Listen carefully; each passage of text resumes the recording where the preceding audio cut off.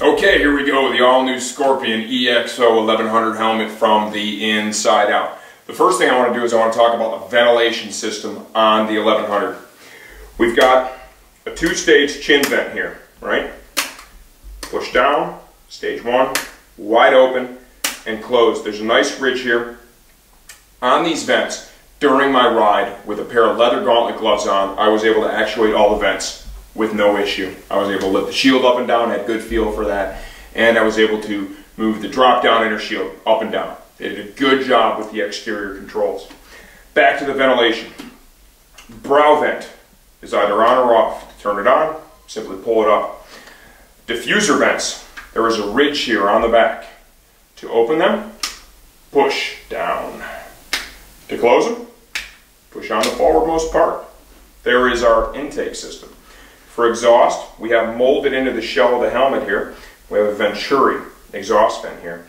Venturi effect is really quite simple. As you're riding and air rushes over this, right, goes over this port, creates a Venturi effect and begins to pull out the heat and the moisture from the inside of the helmet. Same style done here, molded into the shell on the back of the helmet. We have at the top of the diffuser another vent. Open, closed. Really like to zoom in here on the detail on the shell. I love it when they mold the vents in the helmet like that. Looks really cool. It gives some additional detail to the shell. This particular helmet got a lot of cool details into the shell. Shield. Remember, this has two shields. You've got our outer shield and our drop down inner shield. First thing we're going to show you how to change is the outer shield. It's got a really nice mechanism on it. When you close it, it's very positive. There's a tab on both sides so you can open and close it with either hand. This shield comes with a lock. You push up and it locks the shield. So during head check, stuff like that, it can't pop open. There's a neutral position there where it's unlocked, and then if you want a shield crack, you pull it down and it gives you a little shield crack there. I'm going to give you a note on that. The Scorpion shields, the fog-free treatment is phenomenal. It's the best in the industry, bar none. It has been since day one, and I believe it still is today. That being said, the necessity for cracking the shield open, it really isn't there, okay? Because these things really don't fog under any normal conditions. You really have to overwhelm the ventilation system or overwhelm the anti-fog system, and that would have to be super crazy cold temperatures, you know, or maybe you're a really heavy breather, sweating a bit in the helmet, stuff like that. But under any normal or semi-normal circumstances, things simply doesn't fog. To remove the shield, the outer shield, first thing we're going to do is pull it up all the way. You've got these twist grips right here. There's actually arrows on it to show you which way to turn it. How I like to do it, I like to have it on a table like this. I'm going to turn both sides at once, and then I reach in with my fingers underneath the shield and just pull it right out. It comes right off. To reinstall it, it's really pretty simple. If you want to zoom in a little bit there, Josh, that is the locator tab. Here on the shield mechanism, you're going to see here is the slot for that locator tab. In order to reinstall this, the first thing you're going to want to do is it has to be done in the upwardmost position. You're going to want to get that pin in that locator tab slot and then just give it a push like so. It's a little harder to do with a mirrored or dark tinted shield, okay, because you can't see what's happening inside. But as you can see with this one, I was able to put that on relatively easily, even given the fact that it is a tinted shield. Double check your work by going up and down. Very easy to do. Okay, now we're going to show you how to actuate and change the drop-down inner shield on the EXO-1100. To bring it down, simply pull down on this lever here on the left side of the helmet. You can see that brings it down. To retract it, push up like so. From the EXO-1000 to the 1100, there's been a dramatic improvement made in the effort it takes to replace this drop-down inner screen. They've done a good job improving that. The other one was a little more difficult, required a lot more finesse. In order to remove it, what you need to do is zoom in nice and tight here, Josh. First thing you need to do is push in on this tab right here. Okay? Hold this portion with your index finger and then give the shield just a light tug down. We're going to come to the other side and do the same exact thing, right? Now it is completely loose. Let's go ahead and retract this and pull the other side by hand. Here is our drop-down inner screen. Remember, these are fog-free, just like the exterior shield. And this is fog-free on both sides. It has to be, because if they treated just the inside of the inner screen, then the outside would fog up. Okay, so key fact, this is fog-free in and out. Let's give you a look at the mechanism here. You'll note that only the left side is attached to the actuation lever. Okay, the right side is really just a follower. Okay, one of the first things I noticed from the 1100 to 1000 is how much smoother the mechanism is here, and I think that even the way this is attached to the helmet on the inside, it feels like they've improved that just a little bit. Okay, to reinstall this, really not all that difficult to do. If you want to zoom in here, Josh, can you see that ridge? You've got a ridge that needs to be located into kind of a slot, and then you have right here a little hole and dimple for a retainer. Okay, a little dimple right there, and it goes into a hole on the receiving end of this mechanism. To get it back in, the easiest way that I found to do it was simply kind of slide this in, push it in a little bit, and then slide it up. Okay, we're going to come to the other side and repeat the process.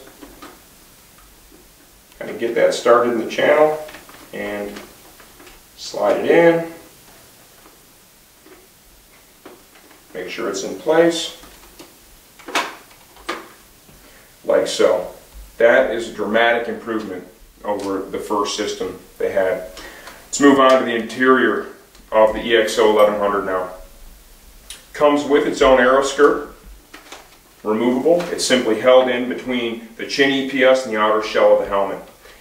They're using a new moisture wicking quick wick material on the interior of the 1100, just like the 500. It's a lot softer than its predecessor, and I felt that it even managed the moisture a little bit better than the previous material used. And you can look here, just look at the quality, the stitching, right? Everything here. These guys absolutely kill it with their assembly quality and quality of materials used on their helmets. This entire liner, all the way down to the chin strap covers, is removable, washable, and replaceable. Here at the chin of the helmet, you can see our helmet cheek pad pump system. To inflate, push on the bladder here. To deflate, just push on that release button. You can actually hear the air escape. To remove our cheek pads, we have 3 snaps.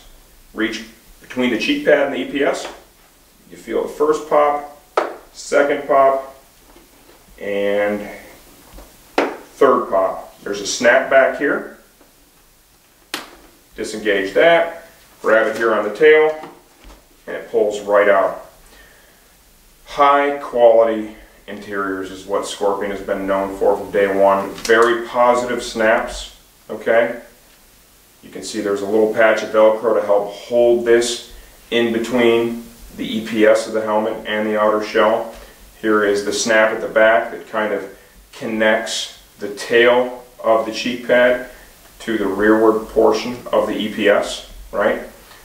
Material is super soft, feels great against your skin. You can clearly see the contours cut into it.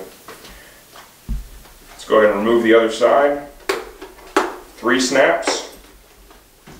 Come back here, grab that snap, pull this out, pull forward, and pull your chin strap out. For the top pad, we have 2 snaps here at the back. Release those. Right here around the brow, how I like to do it, so you don't damage your liners, I like to get in here, I like to get my fingers in there and get a hold of that plastic trim that this top pad is stitched to right here at the brow. And then just kind of give it just a nice little tug like so. Pops right out. Once again, take a look at the quality of this liner. This really rivals some of the much higher end helmets out there. The quality of this thing is phenomenal. to remove the chin or the actual chin strap covers. Just disengage the snap here, pull it loose. Same thing on the other side. Pull it loose. I'd like to draw your attention now to our inflatable cheek pad bladders on both sides. With our EXO-1000, this technology has proven to be really bulletproof. I don't know that we've ever had a warranty concern for any of the inflatable cheek pads. Okay, and if we had, they've been really few and far between, so that's not even a concern. It's been great for us. Brand new on the EXO-1100 is going to be the way they channeled the EPS. Can you see that, Josh? Like so? Good. That does a couple of different things. One, it helps make the ventilation more effective. And two, in the event of a crash, those things can kind of act as like little individual shock absorbers to help manage the energy even better, okay?